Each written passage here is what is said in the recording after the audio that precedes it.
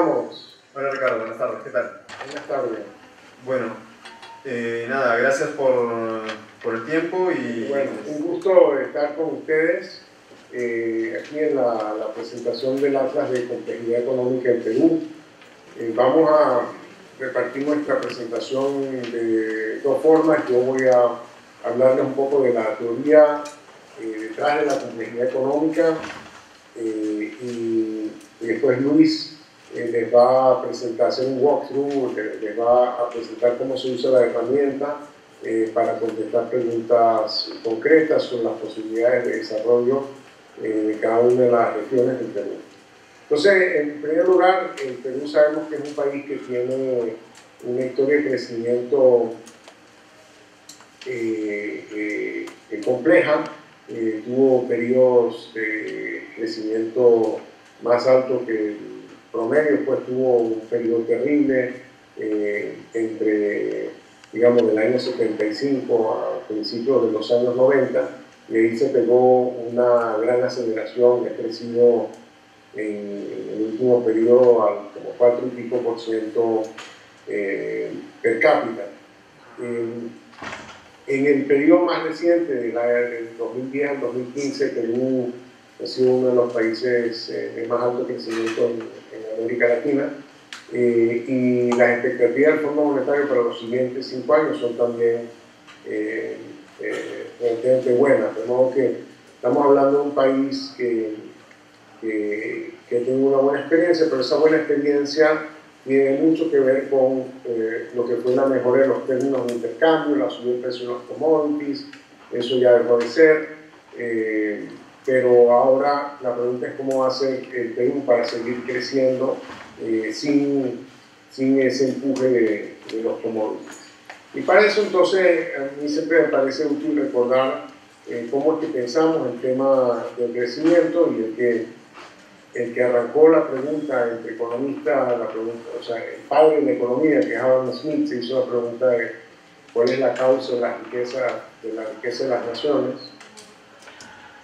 Y una de las cosas que sorprende en compararse con Adam Smith es que cuando él escribió el libro El país más rico del mundo era como 4 veces más rico que el país más pobre del mundo. Hoy en día el país más pobre del mundo es probablemente Malawi. 4 veces más rico que Malawi es Haití, 4 veces más rico que Haití es Marruecos. No sé qué tan rápido se le está transmitiendo esta información. Todo muy bien, ¿no? Todo muy bien. Ok. Marruecos o Ecuador, de hecho, 4 veces más rico que Marruecos es Argentina o Colombia. Y 4 veces más ricos que Argentina o Polonia es Singapur. De modo que lo que hace 200 años era una diferencia de 4 a 1, hoy es una diferencia de 256 a 1. Y eso se debe a que hubo en estos últimos 200 años una gran aceleración del crecimiento, que la gente lo asocia al nuevo rol que está jugando la ciencia y la tecnología, o sea, el CONCITEC.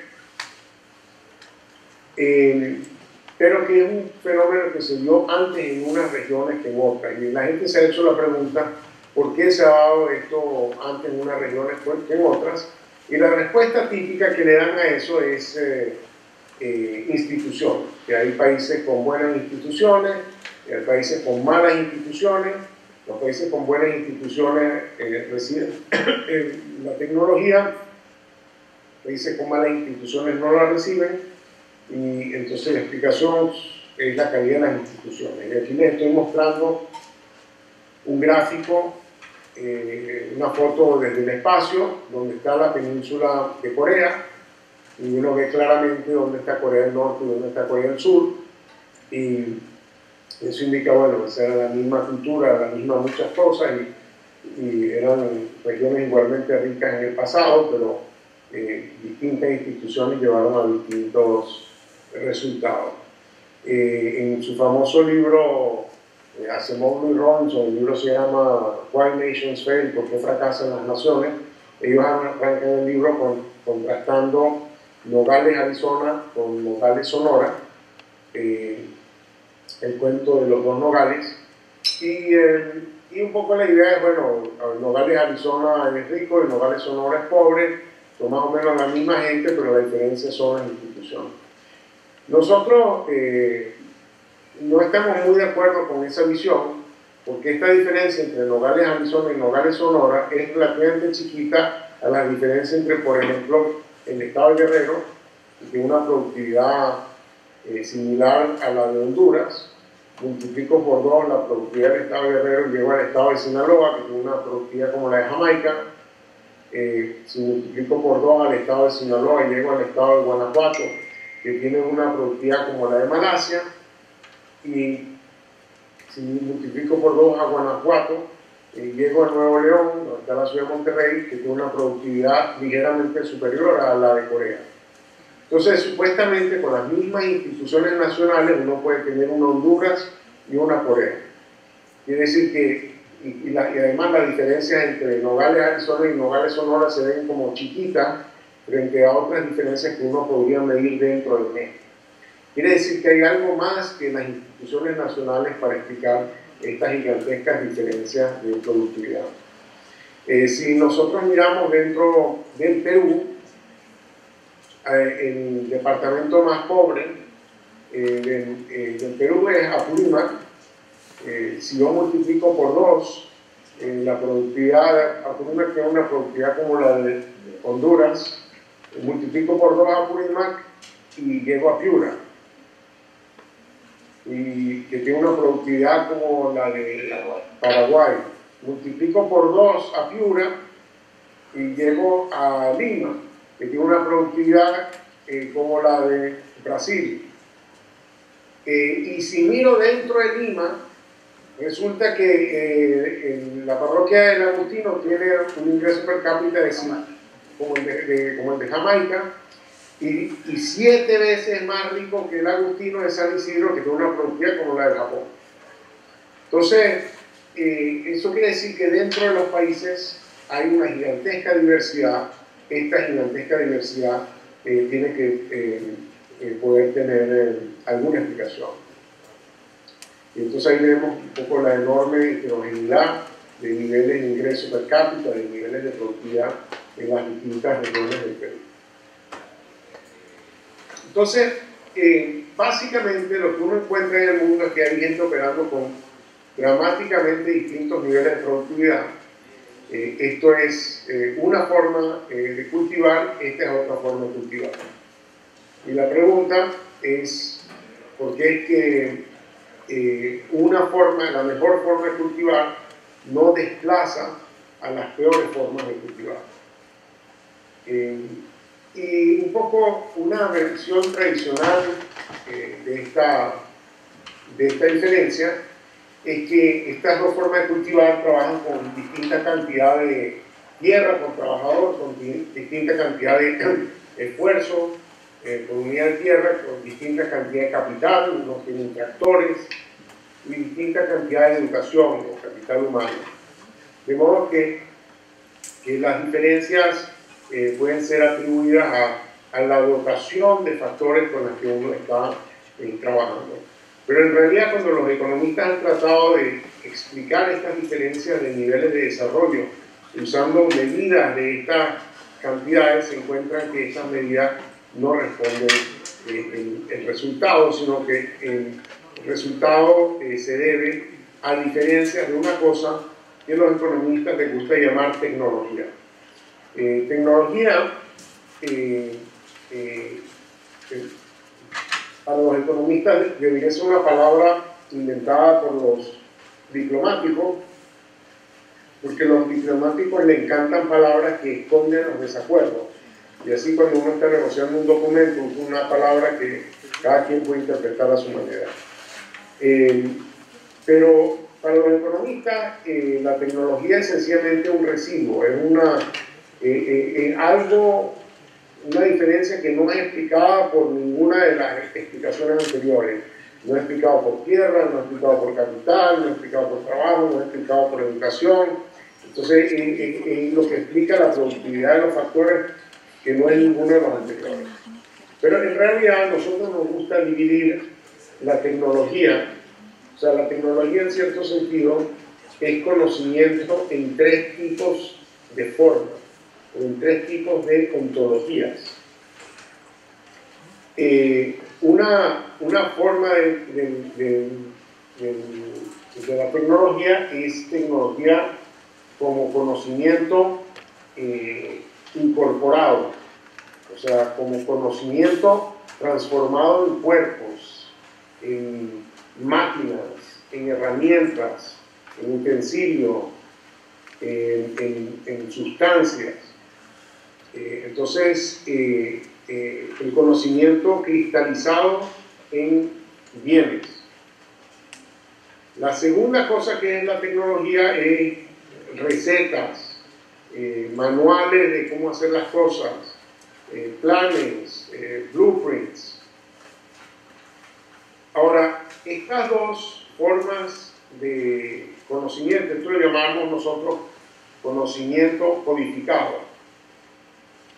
Estas dos formas de conocimiento son relativamente fáciles de desplazar.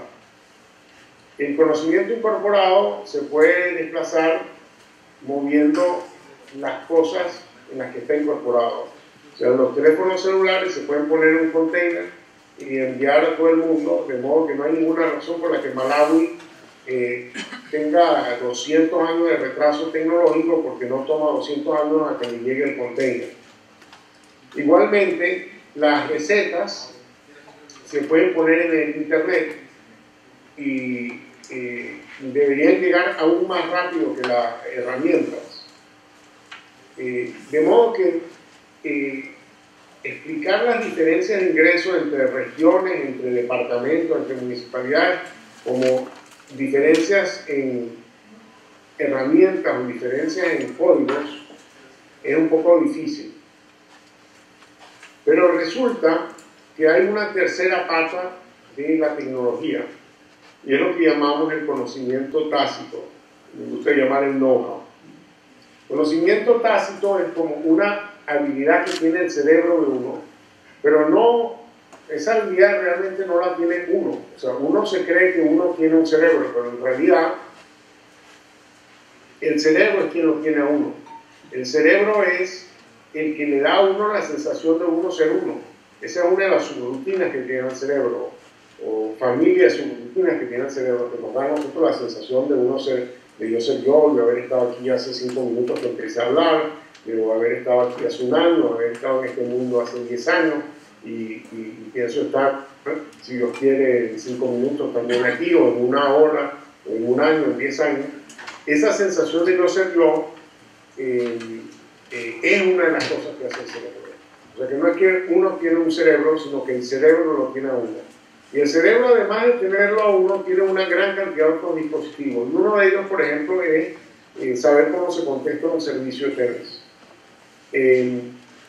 Esa es una capacidad que tiene el cerebro que no la tiene uno, ¿no? En el sentido de que Rafa Nadal aquí sabe contestar esa pelota, pero él no te puede explicar cómo su cerebro lo hace. El cerebro lo sabe hacer, él no. Es un conocimiento que está tácito en su cerebro y por lo tanto él no lo puede transmitir hablándole a uno de cómo él juega tenis. Porque lo que tiene que ocurrir para que sea transmitido es una cierta reconexión de nuestro cerebro que permita ver a medida que se acerca la pelota exactamente hacia dónde va, cómo va a rebotar, etcétera, etcétera. Y esas son todas cosas que están imprimidas como conexiones neuronales en el cerebro de la persona y se transmiten con una enorme dificultad de persona a persona.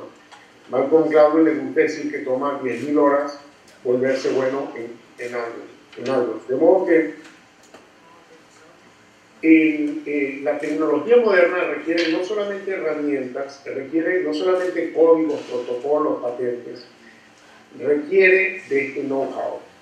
Y lo que impide desplazar la tecnología no es la dificultad de desplazar ni las herramientas ni los códigos, sino la dificultad de desplazar el know-how. Y la tecnología moderna requiere no solamente know-how, sino know-how colectivo. O sea, know-how donde lo que hace falta es un equipo de gente complementaria, donde cada uno sabe jugar distintas cosas, pero la tecnología requiere que todas esas cosas se jueguen en conjunto. Entonces, eso nos lleva a preguntarnos por qué es que ciertas regiones tienen más tecnología que otras, por lo tanto, de acuerdo a esta lógica, debe ser porque tienen más know-how que otras regiones, pero entonces eso nos lleva a preguntarnos cómo medir la cantidad de know-how. Y para responder esa pregunta es bueno hacerse la pregunta cómo caracterizo yo cuánto know-how tiene no una persona, sino una sociedad. Porque aquí voy a comparar a dos personas a nivel individual. Uno es un esquimal, este es el esquimal produciendo, construyendo y transportándose, y lo quiero comparar con un hombre moderno. Y el punto es que el esquimal sabe hacer mucho más cosas que el hombre moderno. El hombre moderno, como un individuo, este tipo de casualidad sabe probablemente, no sé, llenar páginas de Excel o algo así, pero él no sabe ni hacer camisas, ni lentes, ni computadoras, ni audífonos, ni mucho menos sabe sobrevivir en el Ártico. Pero uno sí puede decir que la sociedad a la que este señor pertenece sabe hacer camisas y lentes y computadoras y audífonos, etc. Y lo sabe hacer no porque cada persona tenga el conocimiento, sino porque hay redes de personas que tienen el conocimiento suficiente para hacer estas cosas. De modo que la principal diferencia entre una zona primitiva y una zona moderna no está en cuánto know-how tiene cada persona, sino está en cuánto know-how tiene el ecosistema. Y eso depende de qué tan diverso es el know-how que tiene cada persona, qué tan distinto es el know-how que tiene cada persona. Entonces, en la sociedad esquimal, todo el mundo sabe pescar, todo el mundo sabe cazar, todo el mundo sabe hacer iglús, todo el mundo sabe hacer viñedos de perro. En la sociedad moderna, cada quien sabe hacer cosas muy distintas, y es solamente el colectivo el que sabe hacer. De modo que el know-how colectivo es una propiedad emergente del sistema, no es una propiedad de sus partes, es una propiedad del sistema. Entonces, esto nos lleva a poder ver los productos como incorporando know-how, y nos permiten hacernos la pregunta de cómo hace uno, cuánto know-how necesita uno para hacer un producto. Pero claro, como estaba explicando antes, la diferencia no es en cuánto know-how tiene cada individuo. Cada individuo tendrá una cierta unidad de know-how. Nosotros nos gusta pensar que cada persona tiene una unidad de know-how que llamamos el person byte, que no es ni un kilobyte ni un megabyte, sino es un person byte. Y aquí tenemos estos productos, que todos estos productos son hechos por esta familia ecuatoriana, y que uno se puede imaginar entonces que el know-how incorporado en estos productos reside en esta familia ecuatoriana. No hay ninguna familia que sea capaz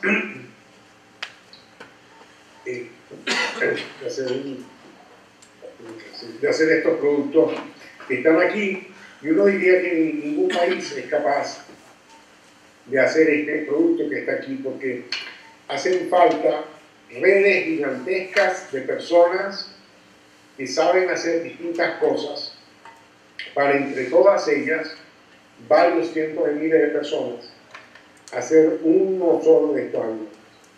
Entonces, la cantidad de know-how que puede juntar un lugar depende de la variedad de know-how que tenga ese lugar, y se va a reflejar en la variedad de cosas que es capaz de hacer y en la complejidad de las cosas que puede hacer. No porque están organizados en empresas muy grandes, sino porque están organizados en empresas muy diversas. En esta empresa muy grande uno puede cambiar a estos trabajadores de posición, no pasa nada. En este tipo de organización uno no puede cambiar a los trabajadores de posición sin que se note la diferencia, porque cada quien está aportando un know-how distinto a la producción. De modo que cuando volvemos a estas fotos y nos preguntamos cuál es la diferencia entre esta foto y esta foto, podríamos decir que es el know-how, pero no porque el señor que maneja el tractor sepa más que este otro señor que está aquí, porque ese otro señor que está aquí, él sabe cómo atender a sus bueyes, él sabe cómo manejar, cómo hacer sus herramientas de arado, él sabe cómo generar su propia semilla, él sabe cómo hacer su propio fertilizante. Este señor que está aquí, él de casualidad sabe manejar el tractor. No tiene la menor idea cómo se hace el tractor ni ninguna de esas partes. De sus partes no tiene idea cómo se hace la gasolina ni cómo se busca el petróleo. No tiene idea de cómo se hacen las semillas genéticamente modificadas. De hecho, no sabe ni siquiera lo que significa genéticamente modificada. Este señor no sabe hacer los agroquímicos, los fertilizantes, los insecticidas, las cosas que van en la cadena logística, etc.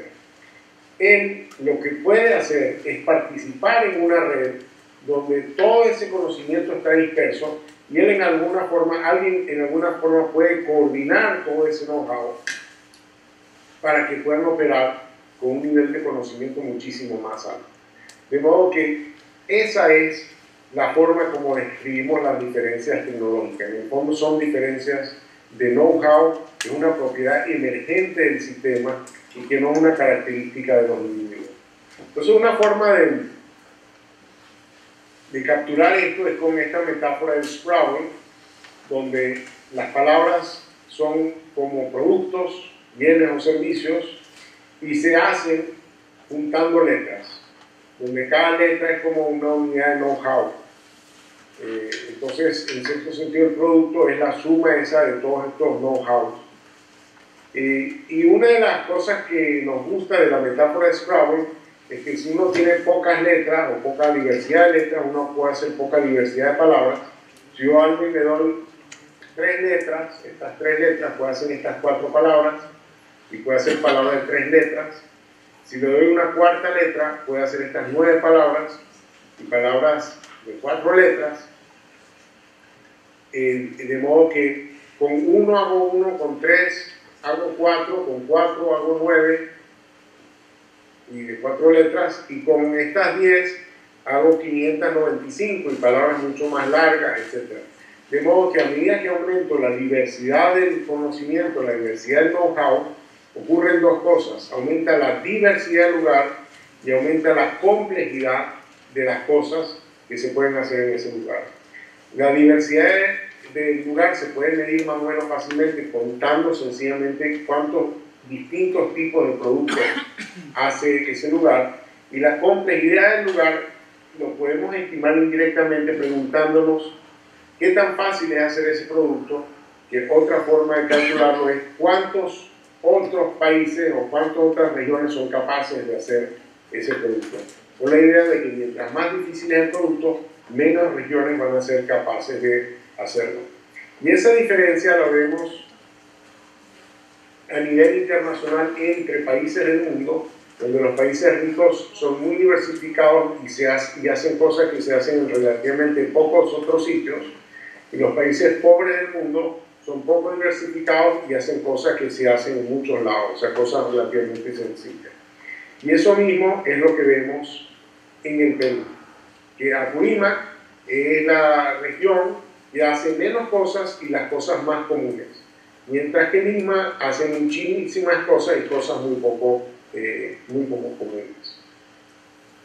Entonces eso nos lleva a permitir con estas ideas estimar la complejidad económica de cada lugar, y lo podemos hacer a nivel mundial, lo hemos hecho con nuestro atlas de complejidad económica del mundo, pero también lo podemos hacer a nivel regional dentro de los países para los cuales podemos desarrollar una herramienta.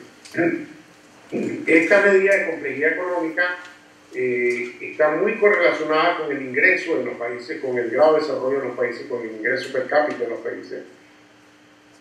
Pero además, los errores en las desviaciones en la relación entre cuánta letras tú tienes, cuál es tu complejidad económica y qué ingreso per cápita tienes, predicen hacia dónde te vas a mover. Es decir, los países que están por debajo de la línea de regresión tienen suficientes letras como para ser más ricos y por lo tanto tienden a crecer rápido, países como India.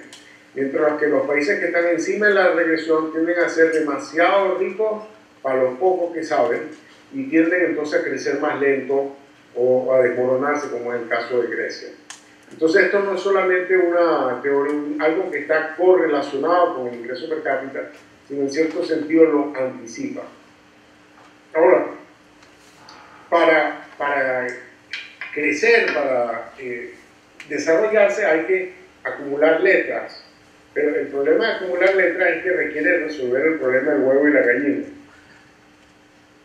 Que uno no sabe hacer las cosas que uno no hace, pero uno no puede hacer las cosas que uno no sabe hacer.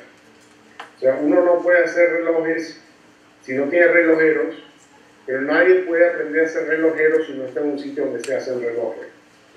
Entonces, esa dificultad de ampliar la diversidad, porque implica en algún momento resolver el problema del huevo y la gallina, es lo que complica las cosas. Y eso tiende a hacer que las regiones se muevan de las cosas que saben hacer a cosas que no estén a muchas letras de distancia.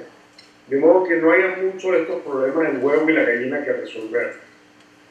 Y eso nos ha llevado entonces a pensar en esta metáfora del bosque, de los árboles y los monos, donde representamos el espacio tecnológico como un bosque donde cada producto es un árbol, donde la relación, la distancia entre los árboles tiene que ver con la distancia de know-how entre los productos, donde qué tan similares son el know-how requerido para hacer un producto cuando uno trata de hacer otro producto.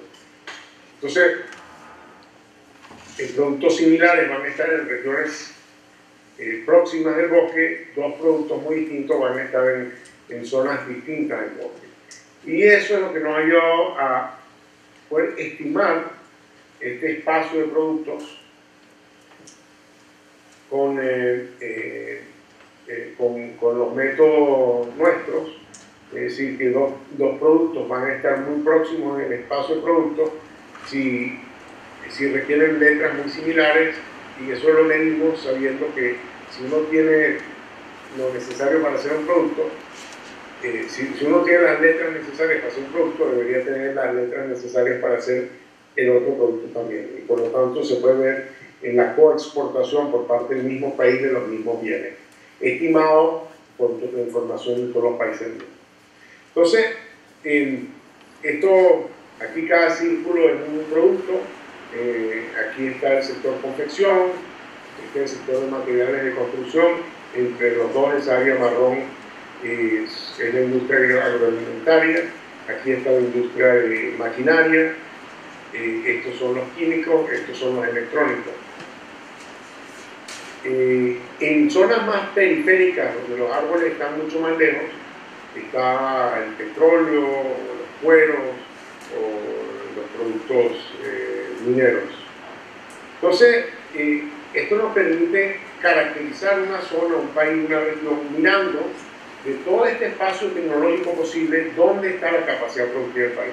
Entonces, para nosotros, un país es una colección de equipos de trabajo, de empresas, que producen ciertos bienes y servicios y por lo tanto son como unos monos que viven en ciertas partes del bosque. Aquí les presento, digamos, el espacio de productos donde tengo resaltado los productos en los cuales Venezuela tiene capacidad productiva, es decir, donde residen monos venezolanos. Aquí les muestro el mismo espacio, pero mostrando a los monos mexicanos, y aquí les muestro el mismo espacio para el Perú. Como verán, Perú es un país, digamos, esto es México, se lo muestro otra vez, y aquí les muestro el Perú, un país menos diversificado que el Perú, mucho más diversificado que Venezuela. No está en la parte central del espacio de productos, no está en electrónicos, no está en químicos, pero sí está un poco en el textil, en ciertos productos agrícolas y mineros. Podemos ver en el tiempo cómo se fue expandiendo la presencia del Perú en el espacio del producto. Este es el año 62, este es el año 82, este es el año 2002 y este es el año 2014. Podemos ver la evolución de las exportaciones del Perú en el tiempo, y lo interesante es el poco cambio estructural, porque estos son los productos que exportaba el Perú en el 75 y estos son los productos que exporta ahora, y uno ve muy poco cambio de colores, hasta de proporciones en esa evolución. De modo que el Perú ha mantenido bastante estable en su paquete exportador. Hay algunos casos de éxito que es bueno recordar, los espárragos, las alcachofas, páprica, los arándanos, la uva de mesa, pero son relativamente pocos comparados con las transformaciones que hemos visto en otros lados. Entonces, si ahora comparo Apurímac, y quiero no hablar ya del Perú, sino quiero hablar de Apurímac versus Lima, pues bueno, puedo verlo en el espacio de productos y metiéndome en el atlas de complejidad económica en Perú. Aquí está el paquete de exportación de Apurímac. Como vemos, está relativamente muy poco diversificado. Si veo el de Lima, está muchísimo más diversificado. Hay muchos más bloques de distintos colores y cada bloque está subdividido en bloques en un número mucho más grande de otros bloques. Entonces, esta es una forma de describir las distintas capacidades productivas de cada zona, pero podemos ver estas mismas zonas en el espacio de productos para saber dónde están los monos. En Apurímac tenemos poquísimos monos. Por ejemplo, aquí está el mono de minerales de los metales preciosos, donde la que es la plata, donde la ventaja comparativa de Apurímac es altísima, porque la plata es un producto muy escaso en el mundo, pero es el 95% de las exportaciones de Apurímac. Podemos mirar el espacio de productos en cierto sentido desde el nivel de la tierra, digamos, en la visión de los monos, no la visión desde el cielo, desde el aire, donde en el eje horizontal tenemos qué tan lejos está el producto de las capacidades productivas de Apurímac, o sea, los productos más cercanos sería más fácil de saltar, y en el eje vertical está qué tan complejo es ese producto, qué tan larga es esa palabra. Idealmente uno quisiera saltar a productos que estén muy cerca y muy altos, pero como verán, muy cerca, muy altos no hay nada en Apurímac, y los primeros productos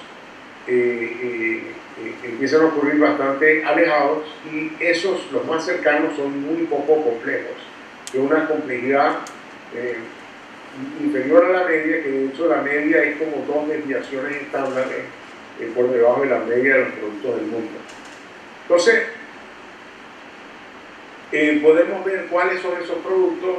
Por ejemplo, aquí está el cacao en grano, el oro, las bananas y plátanos.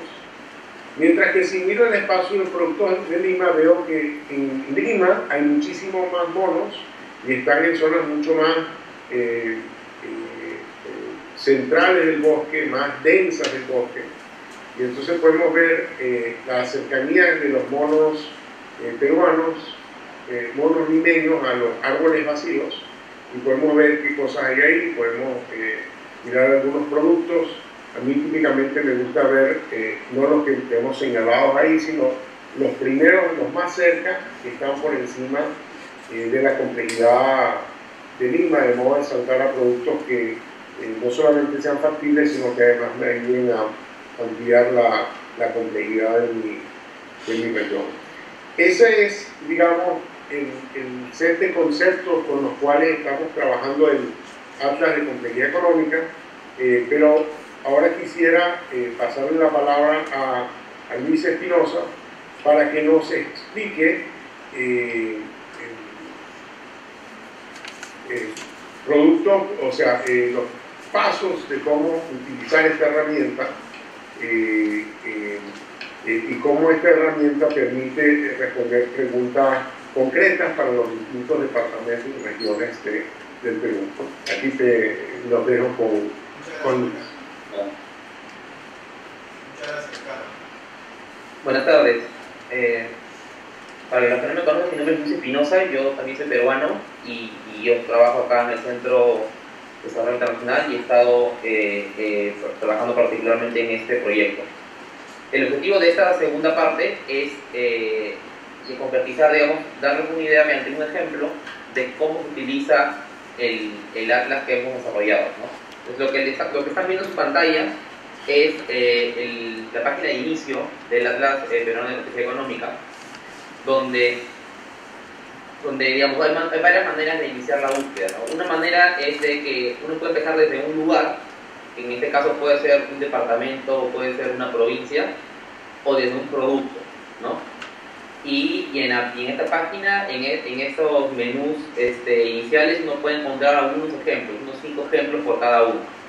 Pero si uno ya tiene uno que no figura ahí o ya tiene el nombre en particular, uno puede buscar acá en la barra de búsqueda inicial y aquí estamos, por ejemplo, manera de ejemplo, utilizando AICA, ¿no? Entonces uno escribe el nombre y presiona buscar y le va a salir el resultado de la búsqueda.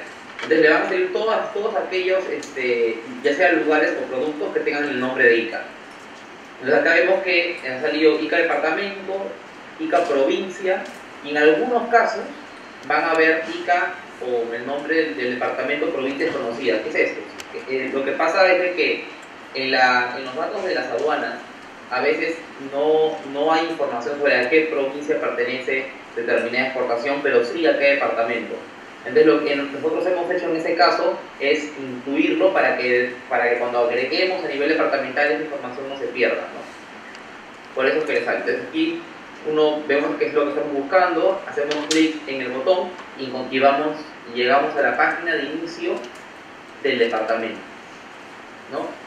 En la cual pueden encontrar algunos ejemplos de preguntas, una breve introducción con información muy general sobre el departamento, por ejemplo, cuál ha sido su tasa de crecimiento del PIB real en el periodo que tenemos datos, que es desde el 2007 del 2008 hasta el 2014, el PIB per cápita, la población, etcétera, ¿no? Y pueden ver acá información de cómo rankea ICA vis-a-vis el resto de departamentos en diferentes criterios, ¿no?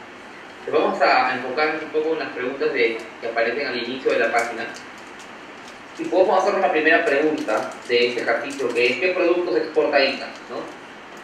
Y uno hace clic en esta pregunta y te lleva a la página de productos, ¿no? Cuando estamos viendo un gráfico similar a lo que vimos en la presentación anterior. Acá vamos a observar las exportaciones para el año 2014. Uno puede, digamos, jugar con los años, cambiar los años en esta parte del menú de acá, y observamos que los principales productos, 4 productos son los que estoy acá resaltando, ¿no? Digamos, derivados del petróleo, hierro, uvas y estaño. Entonces, la siguiente pregunta que podemos hacernos es ¿cómo han evolucionado las exportaciones en ICA durante el periodo para el cual tenemos datos? ¿No? Entonces hacemos clic, uno puede hacer clic en esta esquina superior derecha del gráfico, donde uno puede cambiar del tipo de gráfico para la información que uno está observando. ¿Me explico? O sea, estamos ahorita en un gráfico descriptivo y podemos verlo mediante un gráfico de cajas, que está acá, o mediante una serie de tiempos. Al hacer clic ahí, nos lleva a este segundo gráfico, donde vemos, digamos, la evolución de cada digamos, exportación que figuraba. Entonces, en el gráfico anterior. Entonces, ahí tenemos la evolución a 3 niveles. En primer lugar, tenemos la evolución de las exportaciones totales de ICA. Y luego tenemos la evolución de las exportaciones a un nivel semiagregado, que es lo que llamamos a 2 dígitos, ¿no? Entonces vemos que el principal incremento de las exportaciones de ICA han estado en el lado de los minerales, ¿no? Luego podemos ir haciendo scroll down la página, podemos ir un poco más detallado y verlo a 4 dígitos, que es el máximo nivel de detalle con el que se cuenta en el Atlas, ¿no? Y podemos observar que los aceites de petróleo refinados han sido el sector que no fue el sector más importante en el 2014, sino también ha sido el que, digamos, que ha incrementado su importancia considerablemente durante el periodo de análisis, ¿no? Entonces, digamos, podemos querer analizar, saber un poco más sobre el mercado o, digamos, la situación de ese determinado producto, ¿no?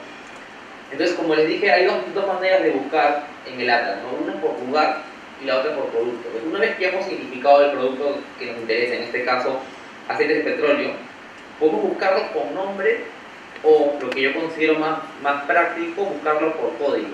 Como ustedes pueden observar, el código es el 2710. Entonces, con eso en mente,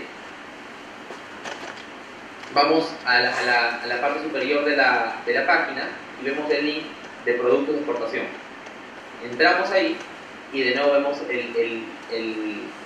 la barra de búsqueda, donde uno puede poner el código que acabamos de notificar, apretar buscar y le salen los resultados, ¿no? En este caso, como estamos buscando por código, que solo sale uno, ¿no? Y entramos y nos lleva a la página de dicho producto. De nuevo podemos preguntarnos qué departamentos en el Perú exportan este producto aparte de ICA. Entonces entramos y cuando uno fija por producto, uno puede verlo ya sea mediante los dos gráficos que ya vimos, el de las cajas o el de la evolución, o adicionalmente en el mapa, ¿no? Entonces uno puede observar que las exportaciones de ICA ascendían a casi 1,5 millones de dólares, ¿no? En el 2014, y era el principal exportador en el Perú de dicho producto, seguido por Piura y Lima. Luego otra, saliendo del lado descriptivo y entrando, digamos, al lado del más prescriptivo o de las clasificaciones que son, digamos, particulares o que han sido desarrolladas acá en el centro, podemos preguntarnos esas exportaciones de ICA, cómo se ubican en el mapa de productos, ¿no? En el product base. Pero podemos observar que su principal exportación, que es de aceite de petróleo, se encuentra en una zona periférica, ¿no? Entonces, uno puede hacer clic y hacer zoom in dentro del espacio de productos, y uno puede encontrar a qué producto está conectado, digamos, qué otro producto comparte capacidades productivas a este de acá, ¿no? Entonces, a manera de ejemplo, en este caso vemos que es abonos nitrogenados, de los cuales ICA ya está exportando, pero en cantidades muy inferiores, de tal manera de que no son considerados como parte, digamos, de su canasta exportadora. Entonces, una vez que ya tenemos este producto, digamos, identificado, podemos ir al gráfico de los productos potenciales para la región, ¿no?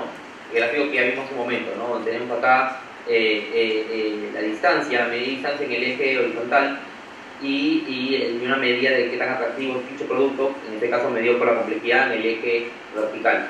Entonces observamos que este producto que hemos encontrado se encuentra en una situación atractiva en este ámbito, ¿no? Se encuentra por encima, digamos, de la complejidad promedio de ICA, lo cual significa que agregarlo a la canasta productiva incrementaría la complejidad de la región, y se encuentra más o menos cerca en la frontera, digamos, esta frontera de eficiencia, digamos para el nivel de dificultad que requeriría para ICA incorporarlo, hay un nivel razonable de complejidad que ganaría, ¿no? Entonces, digamos, una vez visto eso, podríamos preguntarnos ¿qué otras partes del Perú exportan dicho producto, ¿no? Debemos observar de nuevo yendo haciendo, digamos, el proceso que ya hicimos para el caso del petróleo, que abonos nitrogenados está principalmente exportado por el vecino de Ica, ¿no? por el departamento de Arequipa, lo cual puede, digamos, servir, ser información útil para, digamos, el gobierno regional de Ica en caso quisiera, digamos, fomentar dicho sector, sabiendo de que el departamento adyacente lo tiene más desarrollado, ¿no? Otra pregunta que podríamos hacernos es ¿a dónde se exporta el Perú, a dónde está exportando dichos productos? Y podemos observar de que nuestro principal mercado, hoy por hoy, se encuentra ubicado principalmente en América del Sur, en Bolivia, que tiene el 74%, digamos, de nuestras exportaciones de abonos nitrogenados, seguido por Ecuador, con un cuarto. Entonces, otra siguiente pregunta que podríamos hacernos relacionado a esto es, bueno, ¿cuál es el potencial de este mercado? ¿A qué otros países podríamos exportar? Entonces, para responder esa pregunta, podemos ahí utilizar el Atlas peruano en conjunción con el Atlas internacional, que existe hace una buena cantidad de años en la web, y podemos observar que digamos, China y Rusia son los principales importadores de dicho producto, ¿no?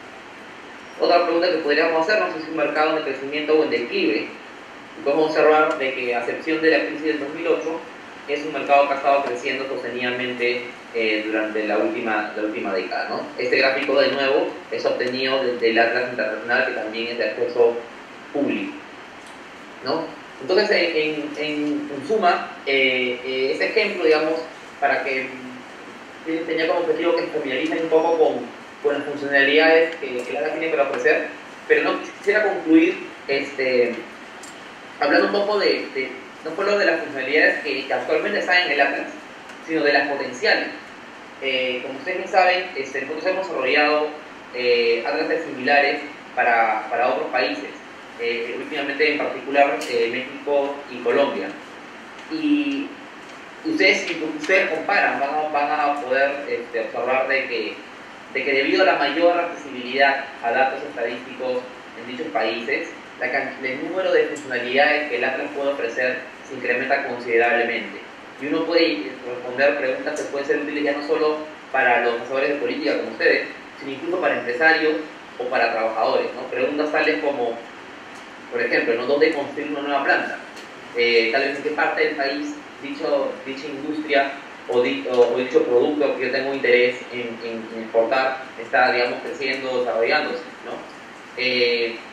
Desde un punto de vista del trabajador, con la data que actualmente tenemos para Perú, esta parte, digamos, está menos desarrollada, pero como les digo, con otro tipo de datos que se podrían conseguir, que existen en el país, se podrían hacer preguntas, se podrían responder a preguntas tipo ¿qué industrias están demandando la profesión, ¿no? ¿En qué parte del país hay mayores oportunidades para la profesión que yo tengo, ¿no? Y así, ¿no? Y así hay muchas otras preguntas que, digamos, lo que yo quiero concluir es de que el Atlas que estamos presentándoles peruano es como la punta del iceberg de un conjunto de funcionalidades mucho más grande que espero que con el tiempo se puedan ir desarrollando siempre con el objetivo de facilitar, de colaborar con informar el desarrollo del país, ¿no? Y bueno, y concluyo mostrándoles acá la web permanente del Atlas, que ya muchos de ustedes ya seguro la deben conocer. Y nada, y con eso doy por terminado la segunda parte y le doy la palabra de regreso al profesor Jaume. Bueno, muy bien, déjeme volver entonces a cómo hacemos para... Vamos al aquí.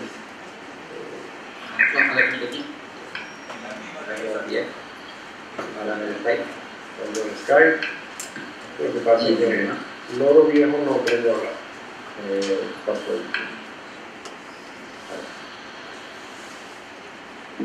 Bueno, entonces, bueno, gracias por escucharnos. No sé qué. No, gracias a ti. No sé, yo creo que quizás podríamos pasar una ronda de preguntas si es que alguien lo puede decir a Mila. ¿Sí?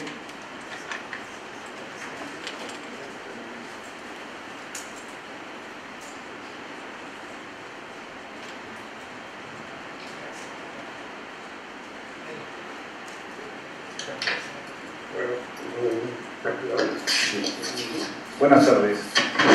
Hace un tiempo en Sierra Exportadora consultamos con esta página web del Centro Internacional de Desarrollo de Harvard y lo hicimos para Tailandia y Perú. Entonces ahí vimos unas diferencias importantes y unas coincidencias importantes, y era para una presentación para ver, porque estaban pidiendo en la selva para que ingrese Sierra Exportadora a la selva. Entonces ahí vimos las coincidencias. Por ejemplo, si ustedes entran ahí en este esquema de productos, van a ver que Tailandia exporta oro y caucho. Sin embargo, ahora en nuestra selva no se está aprovechando el caucho. Entonces nosotros nos preguntamos, oye, ¿y este caucho por qué se dejó de exportar? Pero en este momento hay infinidad de productos de caucho de altísimo valor agregado. Entonces ahí está la diferencia. O sea, por ejemplo, trajimos a una misión de Glencore, que es una minera pero que también tiene el tema de alfalfas, por decir, y nos fuimos al Cusco, a Puno, a analizar la alfalfa dormante. Ellos vieron la hoja y dijeron extraordinario. Entonces le preguntaban al productor, oye, ¿y dónde está tu sistema de riego? Y el productor miraba el cielo, ¿no? ¿Y dónde están tus plaguicidas? No necesitamos, no hay problema de plagas. Entonces estaban fascinados. Entonces ellos dijeron, a ver, vamos a hacer un ejercicio de exportación. Esta compañía exportaba millones de toneladas de alfalfa en pacas a China. Sin embargo, a la hora que comenzamos a sacar el cálculo de cuánto significa sacar la alfalfa desde Puno hasta llevarlo a la China, para empezar, que los norteamericanos tenían un precio especial por contenedor por la cantidad de contenedores, que no es en nuestro caso. Segundo, el tiempo de navegación, digamos, del sitio de que salían hasta la China era muchísimo menor que nosotros, y bueno, como comenzamos a comparar, pero el precio del envío superaba cualquier ganancia que pudiese haber. Entonces ahí nos dimos cuenta que no solamente yo puedo tener las mejores redes integradas, pero también tengo que tener en cuenta cuál es el costo de llevar un producto a un mercado, digamos, o sea, la competitividad de ese producto, ponerle en el mercado que yo quiera. O sea, ahí claro, ustedes me lo plantean ahí en el tema de quienes requerían este fertilizante hidrogenado. Sí, pero ¿cuánto cuesta llevarlo desde las diferentes zonas del Perú a esa zona? Una cosa es sacarlo de Ica y otra totalmente diferente es sacarlo de Apurímac, ¿no? Entonces, en Apurímac no es un llano. Entonces, ahí hay que considerar todos estos esquemas. Por ejemplo, en Sierra Exportadora nos hicimos este mismo planteamiento, ¿no? Y encontramos que una solución para, digamos, una tecnología media y todo eso eran los berries. En este momento hay compañías que ganan más de $100.000 por hectárea en arándanos, por ejemplo, ¿no? Ahí en Trujillo, más de $100.000 al año, ¿no? Cuando, por ejemplo, un productor de papa o de cacao posiblemente saque 2.000 o 3.000 soles al año por una hectárea. Entonces, esas diferencias es las que hay que ver. Pero también el arándano necesita sistemas de frío, sistemas dedicados de transporte, toda una tecnología que interviene ahí. Entonces, hay todo un esquema que nosotros, adicionalmente a lo que ustedes están viendo, tenemos que tomar en cuenta. Una de esas es la competitividad sistémica, que es el tema. Acá estamos bien en meta, macro y en micro, pero en meso no. En meso no hay estas conexiones que ustedes han hablado.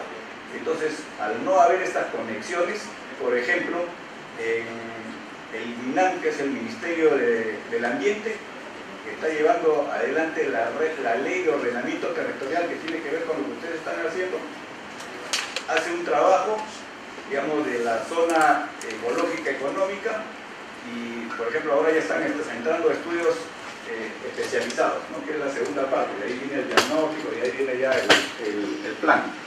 Sin embargo, nosotros, Sierra Exportadora, hace lo mismo desde la Dirección digamos, de Desarrollo Productivo Territorial, que está a mi cargo, y también hace lo mismo el CEPLAN. y cada uno en forma independiente. Entonces por ahí nos averiguamos nosotros y entonces hay muchos esfuerzos, no solamente en organizaciones públicas, sino también en privadas que hacen exactamente lo mismo.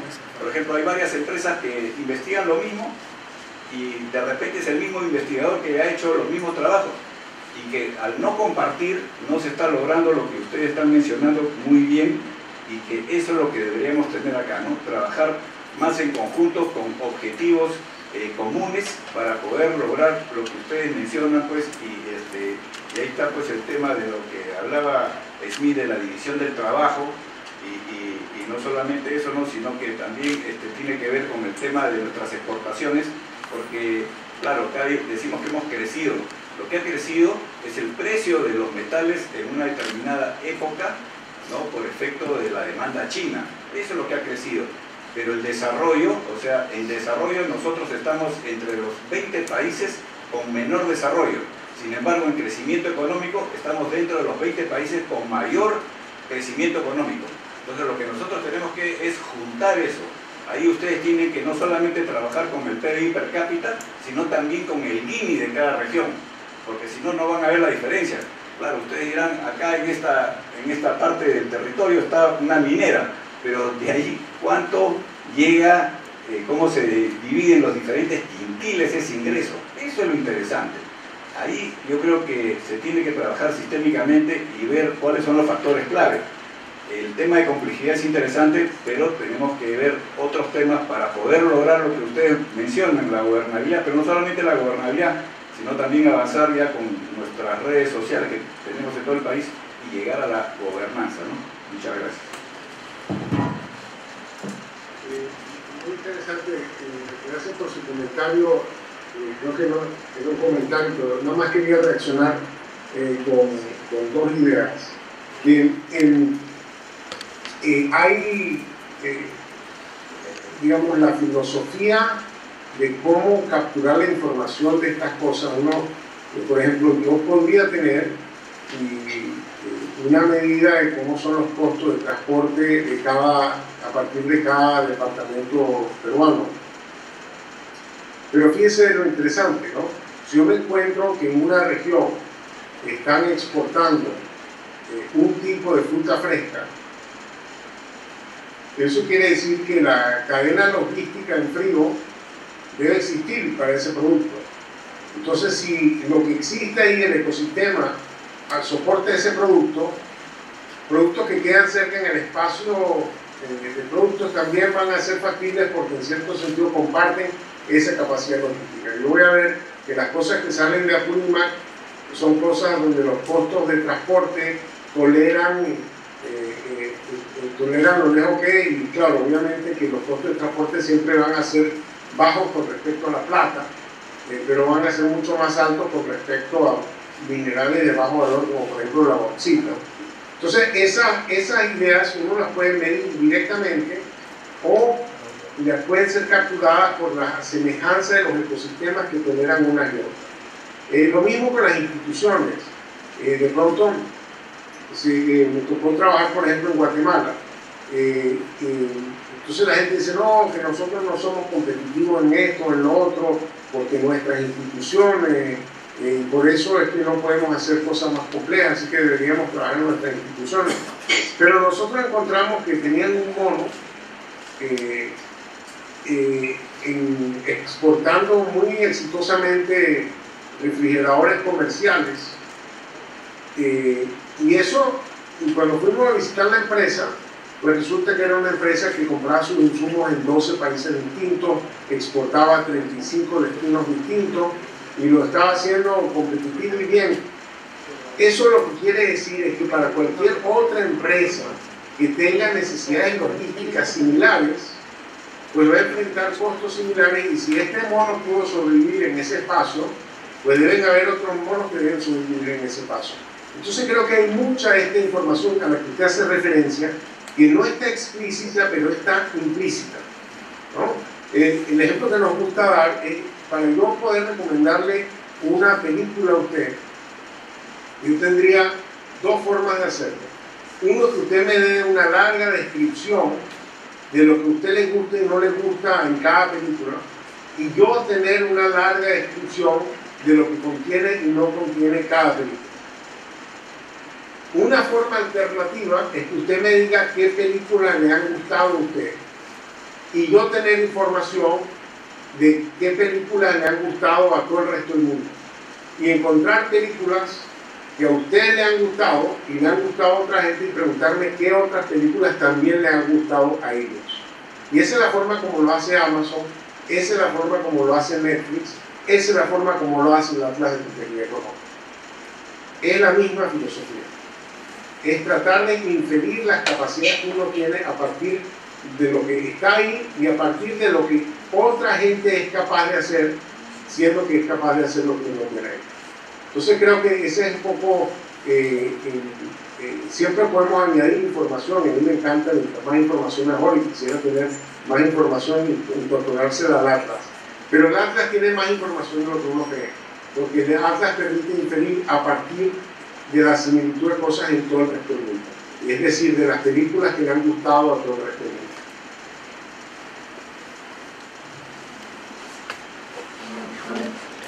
Buenas tardes, señor Hausmann. Mi nombre es Vanessa Peña y trabajo en Concitec. Y tal vez un concepto que nos pueda ayudar a entender un poco el plus que añade este atlas de complejidad en comparación a las anteriores herramientas es que en el espacio producto, que es el que hemos visto, el mapa donde se encienden los bombillos, se maneja el concepto de ventaja comparativa revelada, que es lo que usted explica en el libro del Atlas, ¿no?, que está publicado en la página web. Y los bombillos solamente se encienden cuando existe una ventaja comparativa de, llámese el departamento, la provincia o el país con relación al mundo. Entonces, si hablamos de Apurímac, por ejemplo, acerca de un producto específico, quiere decir que este producto producido por este departamento o por alguna provincia de Apurímac tiene una ventaja comparativa, con lo cual se puede inferir que ya existe una cadena de valor que funciona. Entonces, tal vez usted podría nuevamente explicar este concepto para que pueda quedar más claro que justamente en este espacio de productos se ve, ¿no?, productos donde ya existe una cadena que funciona y que es desconocida muchas veces por la dispersión de información que existe en nuestro país, y que el Atlas más bien nos ayudaría a ver dónde se encuentran esas ventajas que existen y conocerlas y aprovechar esas cadenas de valor que existen para bien del país, ¿no? Gracias. Exacto. No, déjame decirte que es un muy buen punto. Yo, cuando le muestro a la gente su región, me pregunto a menudo, dime, a ver, ¿qué crees que vamos a encontrar? Y muchas veces se sorprende. O sea que esto yo lo veo un poco así como un espejo, donde uno se puede ver a sí mismo. Se ve por un espejo que le refleja a uno ciertos aspectos que no son los que uno normalmente ve. Yo creo que la gente normalmente se sorprende de saber cuáles son las áreas de su economía donde tienen ventaja comparativa. El concepto, la forma de medir la ventaja comparativa es una cosa relativamente sencilla. Es muy simple, es hacerse la siguiente pregunta. Supongamos que los arándanos, los berries, representan el 1% del comercio mundial. Entonces eso quiere decir que un país, si fuera a exportar berries, al igual como exporta cualquier otra cosa, los berries deberían representar el 1% de su paquete exportador. Si una región exporta el 50% de sus exportaciones son berries, uno diría que tiene una ventaja comparativa revelada de 50. Es decir, el porcentaje que representa ese producto en su cesta exportadora con respecto al porcentaje que representa ese producto en la cesta exportadora del mundo entero. Otra forma de verlo es mi market share en el mundo de los arándanos, qué porcentaje del mundo de arándanos yo exporto, versus qué porcentaje de todos los productos que exporto. Entonces, típicamente se dice que uno tiene ventaja comparativa en los productos si ese cociente da por encima de 1. Pero igual nosotros tenemos la facilidad de cambiar ese porcentaje, si es 1, 2, 3, 5, y Y eso, para uno tomar más o menos una medida que sea indicativa de una capacidad real que exista en la zona. Entonces, bueno, esas cosas que existen en esa región, por alguna razón, han logrado sobrevivir todas las inconvenientes y dificultades que tiene los obstáculos al desarrollo, y ese tipo de cosas por lo menos sí se puede hacer relativamente bien allá.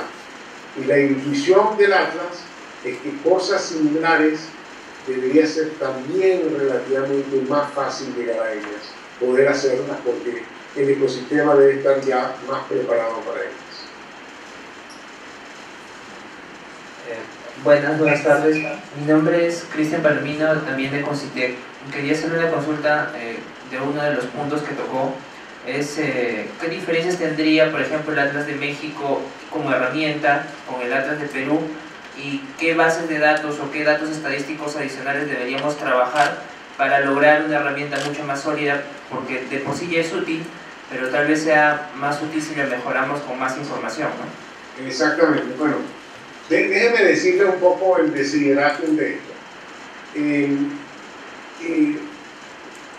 Nosotros nos gusta ver exportaciones, porque las exportaciones son muy importantes para un país. Por un lado, las exportaciones indican cosas que son lo suficientemente buenas como para ser vendidas fuera del territorio nacional, quiere decir a zonas distantes, quiere decir a personas que tienen opciones de traerlas de otro lado.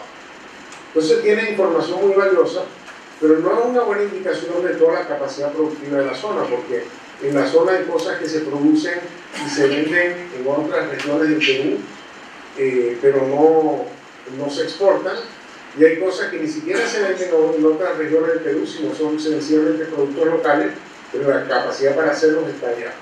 Entonces nos gustaría siempre ver toda la capacidad productiva, no solamente la capacidad exportadora.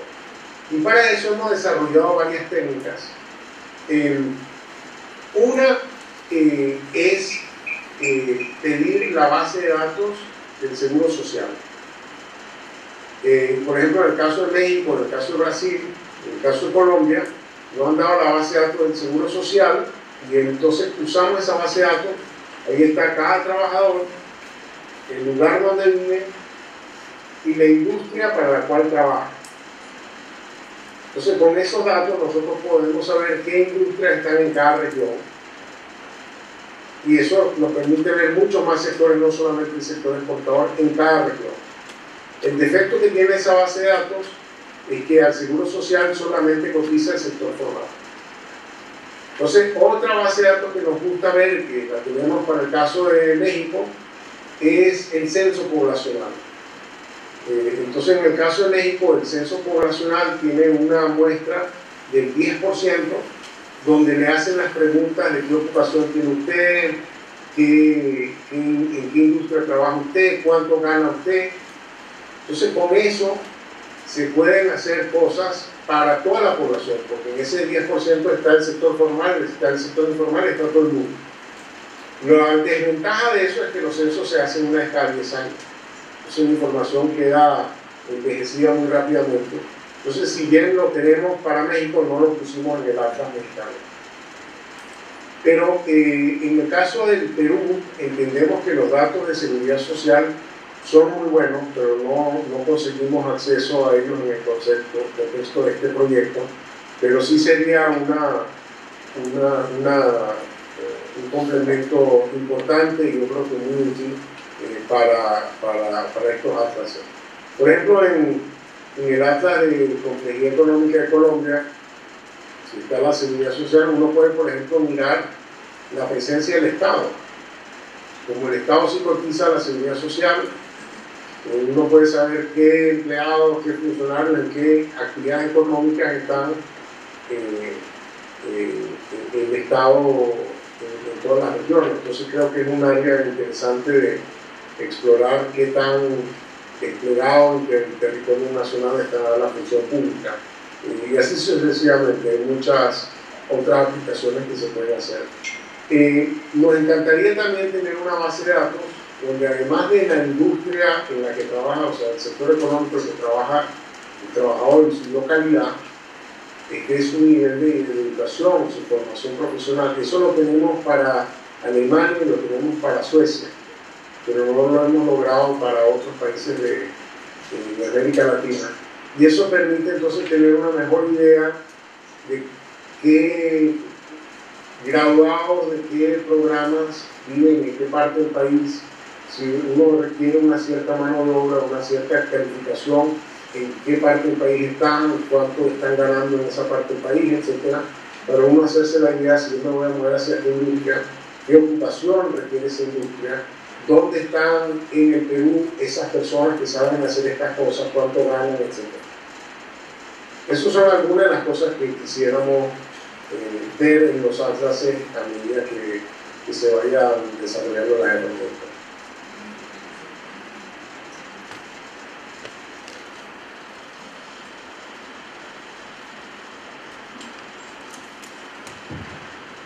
Profesor, buenas tardes. Fernando Celada, del sitio de marketing. Lo primero, felicitarlo. Me parece un instrumento muy potente. Me parece un instrumento que tiene lo que los japoneses llaman la genialidad de la sencillez, porque en vez de levantar como grandes estudios, en vez de levantar como grandes análisis respecto a estadísticas de proyección, lo que el sistema hace, lo que el mapa hace, es recoger la complejidad de lo que ya se ha hecho, las sendas recorridas, y sobre eso derivar un concepto que me parece muy relevante, que es la ventaja comparativa demostrada de una u otra manera, ¿no? Ya validada. Entonces, yo creo que el gran aporte que nos deja su mapa es que nos puede permitir direccionar el esfuerzo de los actores de la innovación en el país hacia esos árboles, ¿no es cierto?, que sean más accesibles, y hay un concepto ahí de costo de transacción, porque finalmente podemos apostar por, no sé, crear un clúster de televisores, por decir cualquier cosa, que puede ser muy complejo, muy rico, pero al mismo tiempo muy costoso. Entonces yo creo que el Atlas tiene un tema económico de direccionamiento que es muy relevante y quería rescatar. Y básicamente plantearle como pregunta o como inquietud si es que el Atlas puede recoger o ha recogido, o usted tiene experiencias en otros países, el tema de servicios, porque hasta ahora hemos visto básicamente producto e industria. Entonces mi pregunta va por ese lado, ¿no? ¿El Atlas permite recoger el tema de servicios? Sí, exactamente. Esa es una excelente pregunta. El problema, el Atlas permite recoger lo que esté en la base de datos que uno esté usando. Esa es una de las razones por las que nos gusta movernos a data del Seguro Social. Porque en las aduanas, que es lo que está en el Atlas peruano, en las aduanas están las cosas que pasan por aduanas. Las cosas que pasan por aduanas son bienes y no servicios. Pues no están los servicios. Pero si uno mira ocupación, el seguro social, pues obviamente que están los bancos, están los seguros, están las empresas de auditoría, etcétera, etcétera. Está todo el entramado formal de la economía. Entonces permite hacer esos estudios para todos estos otros sectores adicionales.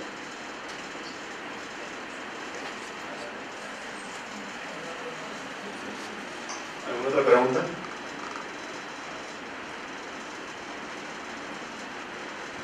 Bueno, la verdad, un gusto estar con ustedes. No, muchísimas gracias a ti, más bien, Ricardo. Gracias por su tiempo y bueno, ya estaremos en contacto seguramente para ver probablemente algunos avances que nosotros vamos a ir trabajando con el Atlas por nuestro lado. Bueno, mil gracias a todos y que tengan un buen fin de semana. Gracias. Gracias. Hasta luego.